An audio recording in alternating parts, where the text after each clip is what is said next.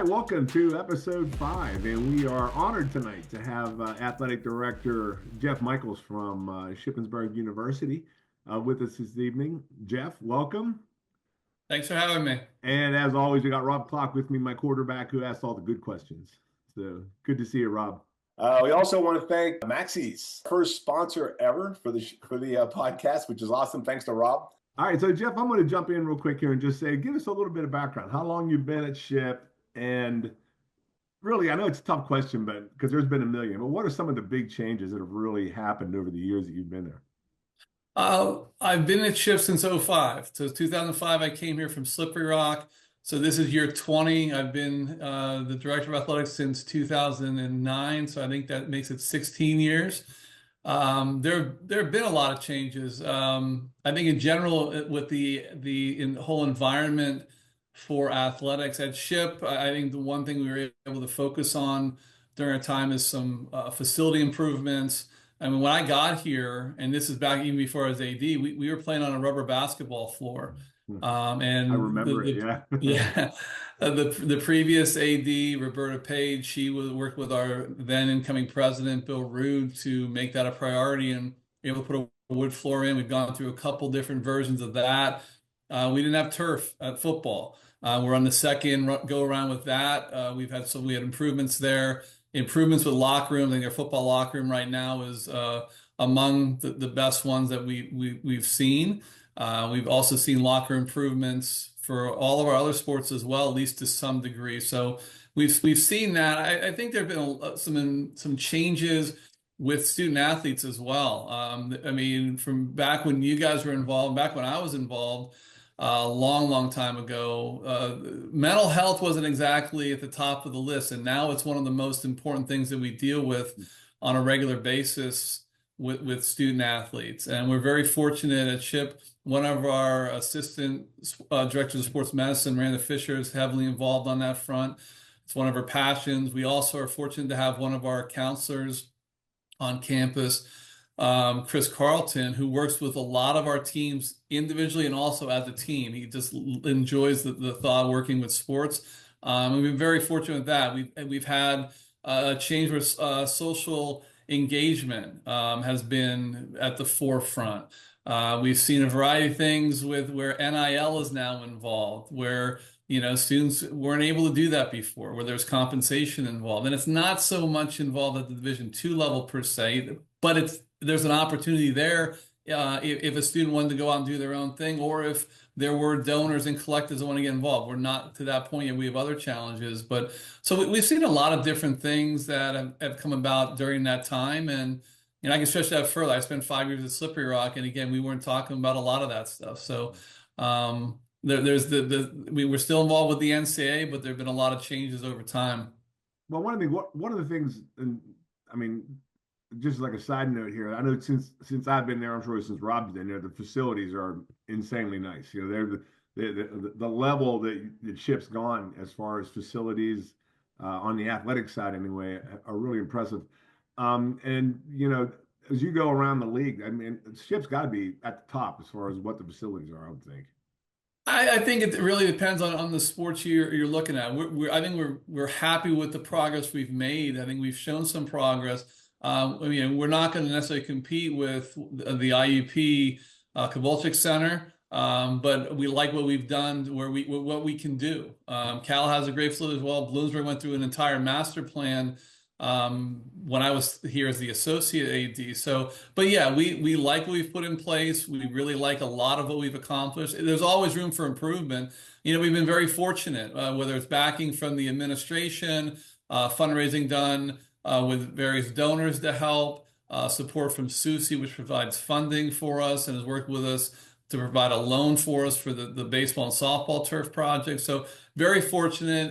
We have an outstanding facilities group on our campus that's involved with every project we do. And again, always places we can get better, but happy with the steps that we've been able to make thanks to the support from the variety of people on our campus and beyond.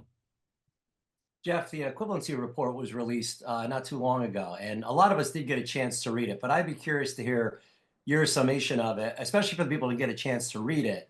How is SHIP doing in the equivalency report? Well, I think the equivalency, I think scholarship in general is an area of opportunity for us. I think that we're not at the bottom, but we're in some places we're not even in the middle. We're below the midway point. Football, as an example, I think we're 6 of 8. So there are areas of opportunity where we can get better at it. I think that's one of the main challenges we have moving forward and trying to work to develop the different means. And it's not just the sport of football. I can say that for just about all of our sports. I think we have 2 sports, men's and women's track and field, that are at the top of the list in the conference. And that's done basically because of their work with hosting a massive high school invitational and having the best camps going right now as far as the commitment the coaches have made to generate the funds. So area of opportunity, there's no question. Appreciative of all the support that we have to try to increase that area. But definitely a ways to go to get us to where we are helping our coaches to really recruit the best student athletes possible to help us be successful. I think that's good for our Red Raider for Life people to know, because that obviously is one of our goals. That's what we're trying to accomplish and help back out in that aspect, because as you've said, it's very challenging. It is challenging. And I should have said this at the start, I really appreciate the work you guys are doing. Anytime individuals or groups want to try to help our programs, help our student athletes have the outstanding educational and athletic experience that they have, it's very much appreciative. And yeah, that's definitely an area, I hear people talk about NIL, and that's important, but at our level right now, until we get to where we're fully funding our programs, and we're ways off from that. I mean, we gave out for all of our sports last year, we gave out $1.23 million. That's a good amount of money. If we're going to do what the NCAA caps are, where you're giving out 182 for all of our sports scholarships, we're up to about $4.5 million, more than $4.5 million. If we go to what the limits are for the conference, where they say you can have 125 among all your sports, we're looking at $3.1 million. So we have a ways to go, and appreciate the support we have at that point. And to give a little bit more explanation, those equivalencies are made up of meal plans through our dining services, housing waivers. We have a couple of those. Raiders Club money, endowments, general fundraising efforts done by coaches, the camps that they run. So that's how the elements that make up the equivalencies and how you get to that point. But we have room for improvement all around on that front. Jeff, and curveball question here is, what are the avenues of revenue coming in to support, to get to that level where that funding is higher? I mean, what's the options?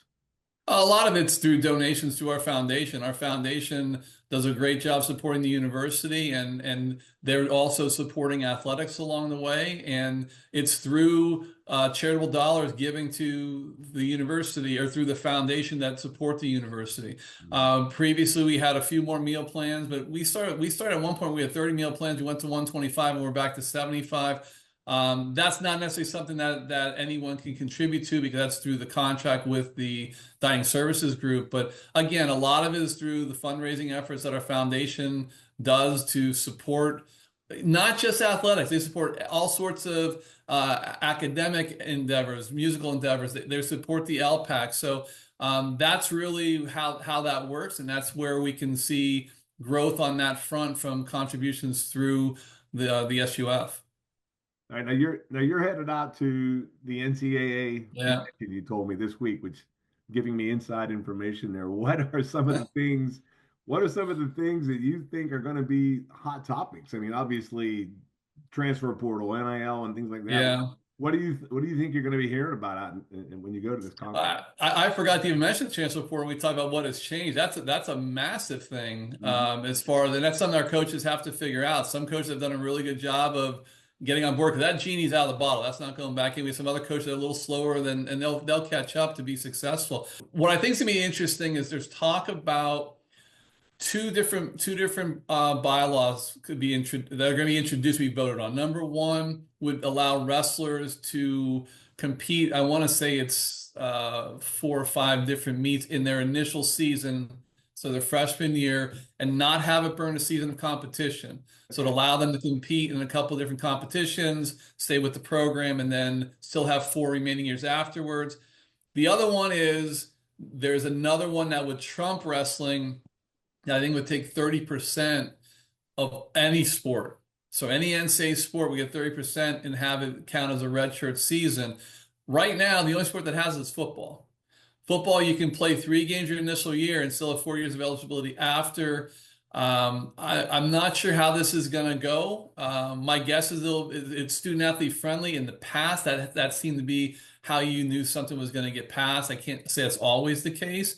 But if you've noticed something recently, I'd say within the last 2 weeks, someone floated, and I can't remember if it was an NCAA or if this was someone else.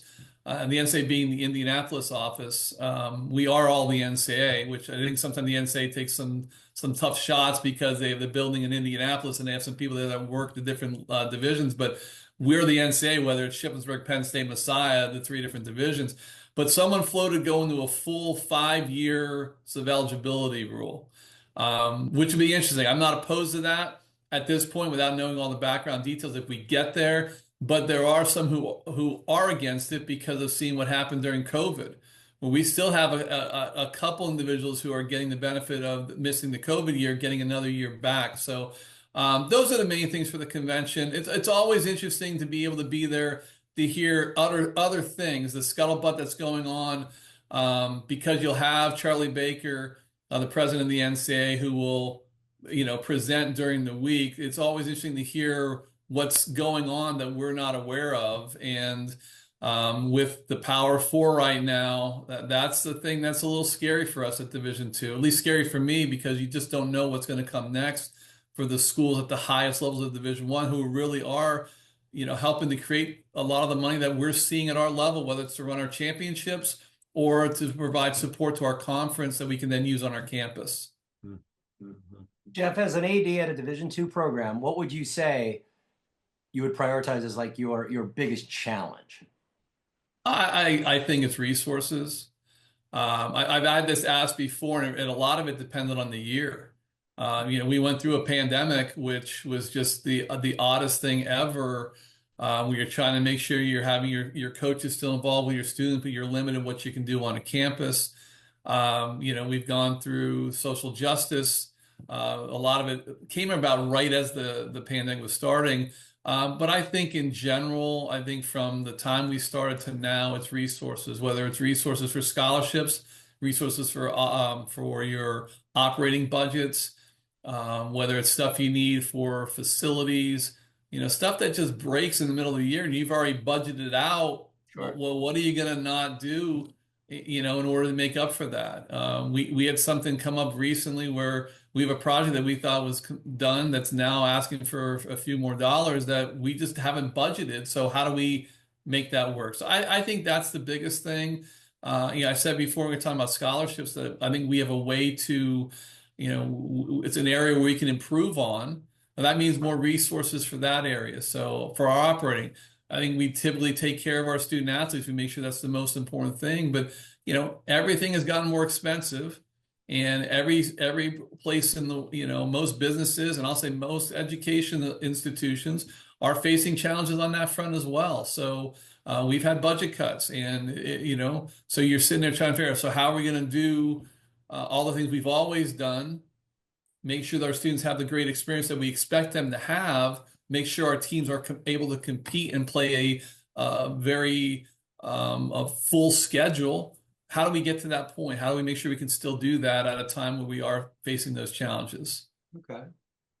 So you mentioned something earlier, Jeff, that Division I level, that money kind of trickles down to help D2. And then I read something recently about the D2 team that made it into the NCAA tournament, had 2 away games. They had to find the money to get to those away games.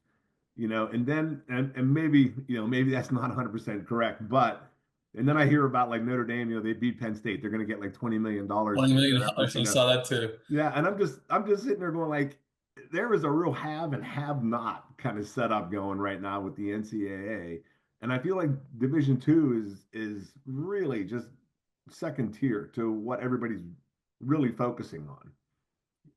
Well, I think that I can answer this in multiple different ways. Okay. I referenced earlier that the NCAA, I think the NCAA takes a lot of unnecessary bullets. And I'm sorry to use that reference, but I think they take a lot of heat for stuff that they may not necessarily be completely responsible for. You know, there is a building with offices, with people that work in Indianapolis. That's the home base for the NCAA.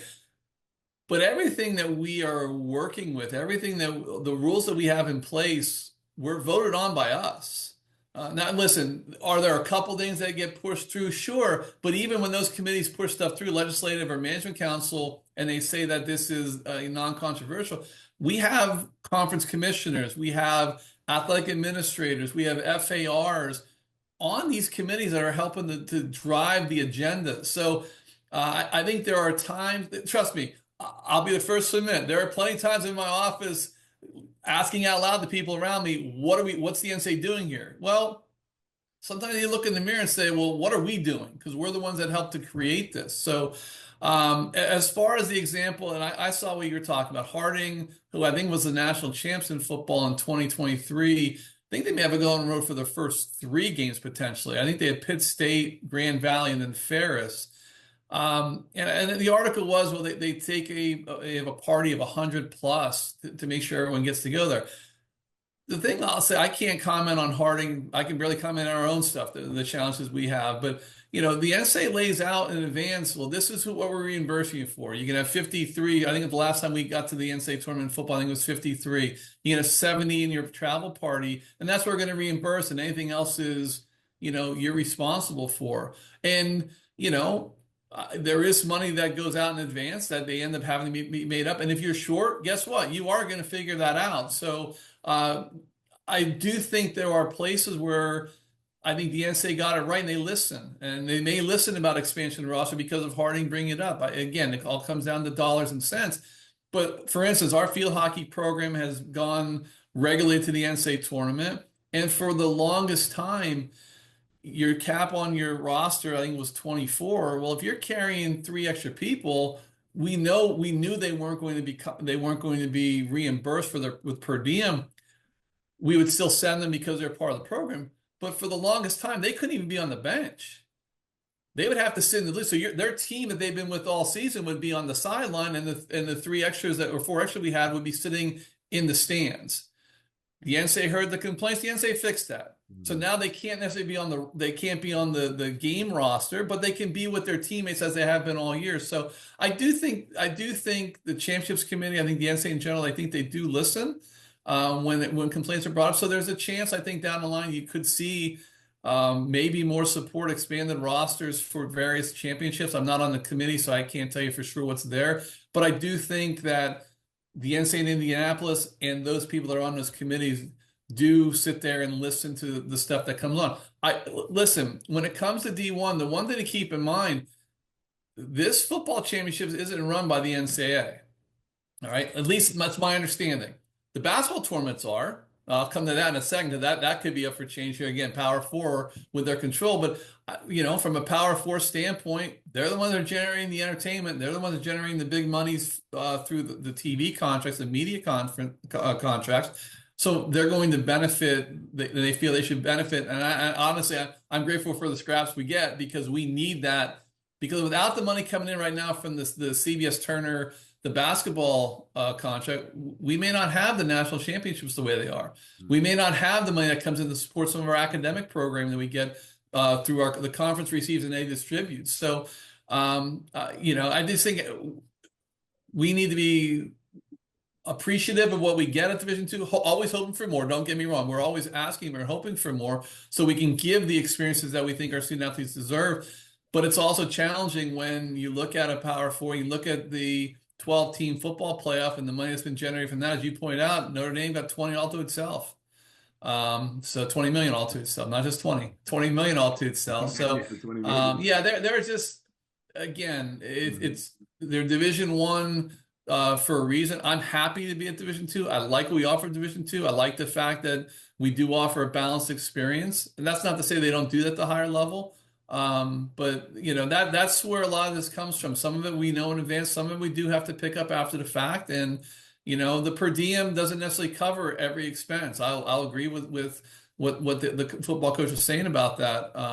But you have to be prepared that if you're going to participate, your options are not to participate. Yeah. And we're not going to do that to our student athletes. So our options right now are not to participate. We're not going to ever do that. I don't know what happens down the line. Yeah. Jeff, will NIL grow at the Division II level, or is that just a pipe dream? Is that we just don't have that level of donors? And then kind of add to that question, if someone was able financially to contribute, well, what is the best way you think for our alumni that are truly interested in helping out our programs to make a difference? I think the best way is right now through scholarship. I'll take the second part first because I'll remember that first. But I think it's through scholarships. It's an area of opportunity. I said that earlier. I think we really need to work to get better at it, to help our coaches be able to go out and recruit and not come up short. Our coaches are heavily involved in working that as well, whether it's camps, whether it's fundraising, whether it's developing relationships, friend raising before fundraising. And I think that to me is the best way to go. As far as NIL goes, yeah, I think eventually it has the potential to blow up at our level. But again, I think you're looking at market value, like where you're going to get the biggest, bang for the buck right now. We don't have collectives at SHIP. I'm not sure of any collectives within the conference at this point. Do I think there may be some programs out there that are fully funded now that are now on the NIL kick? Possibly. We're not there at our school, and we're hoping down the line we'll maybe be able to get more involved. And when that comes up, I'll make sure that goes to the compliance coordinator, who has to make sure we're doing things the right way for both state law, state rules, and also NCAA bylaws. Mm-hmm. Yeah. So, kind of shifting gears a little bit, tough year this year. As far as the wins and losses.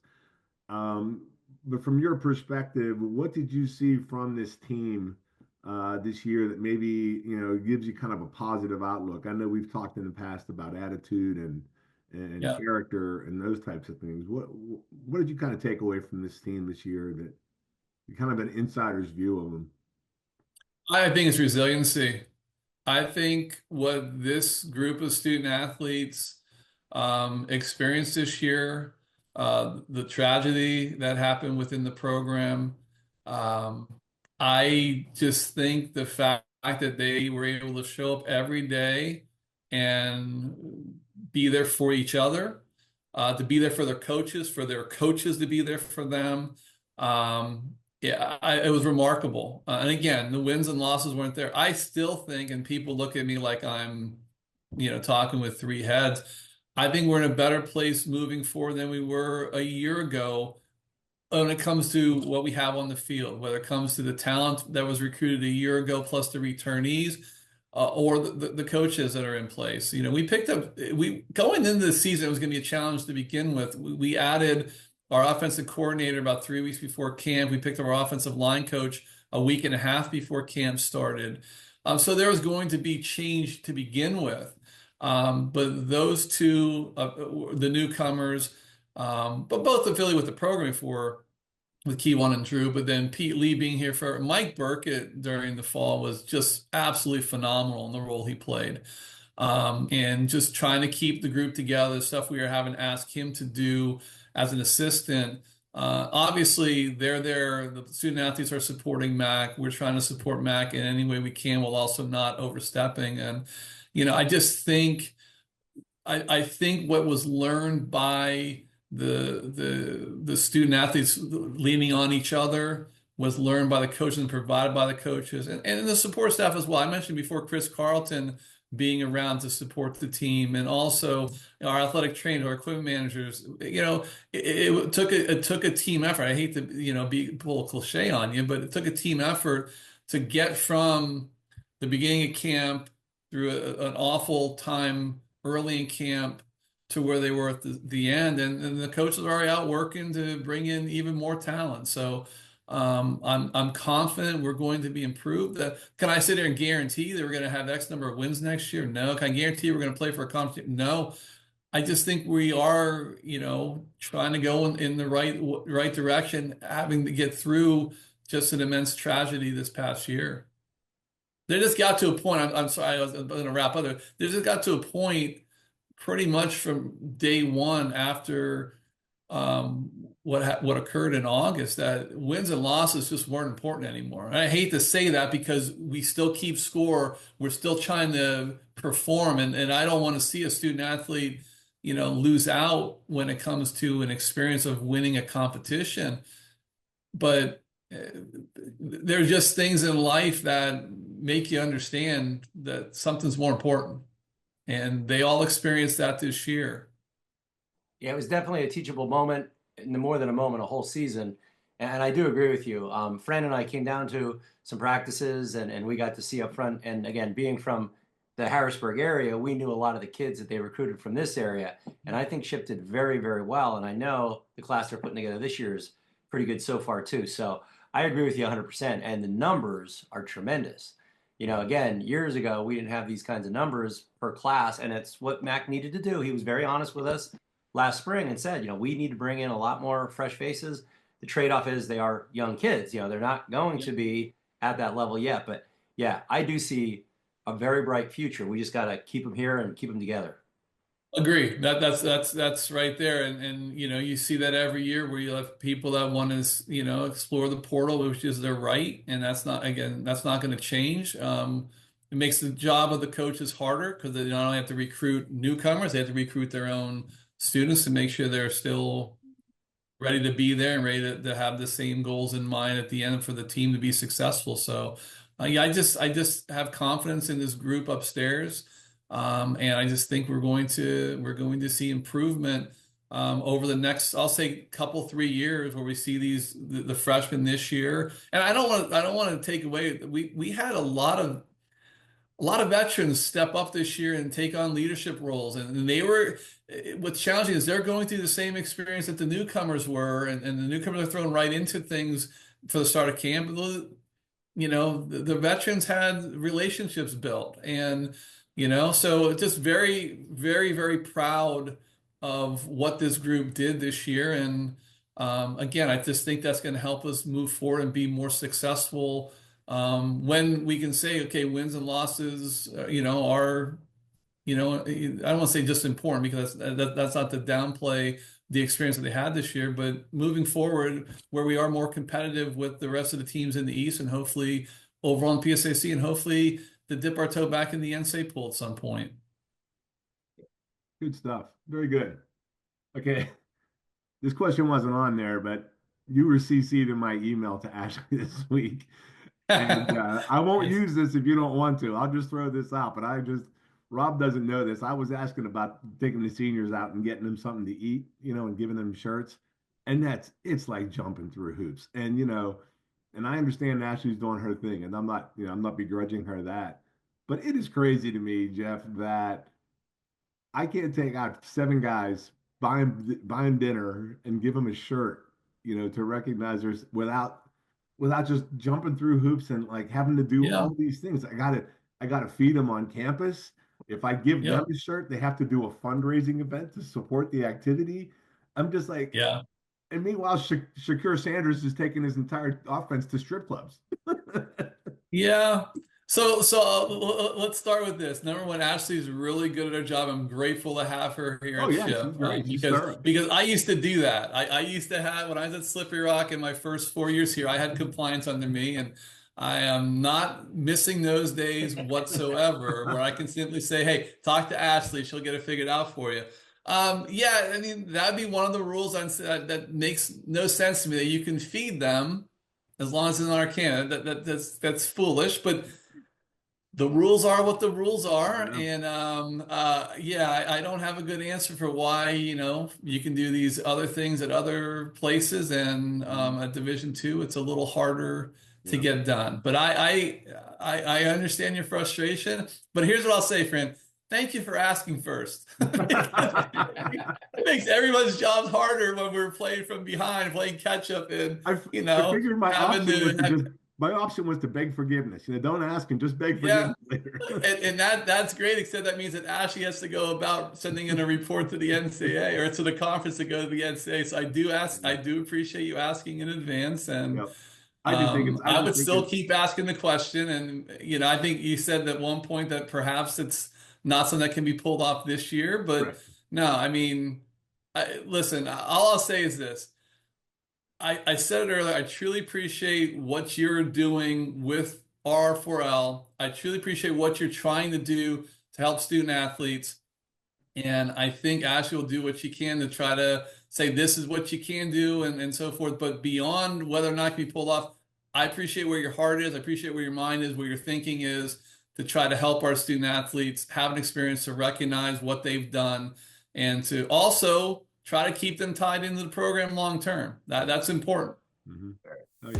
Thank you to Maxie's for sponsoring this, and that helps us get this done, and it's great. Everybody has a Maxie story, and but that's it, Jeff. Thanks a lot for coming out and talking to us. Thank you for the invite. This was a lot of fun. I really appreciate the conversation.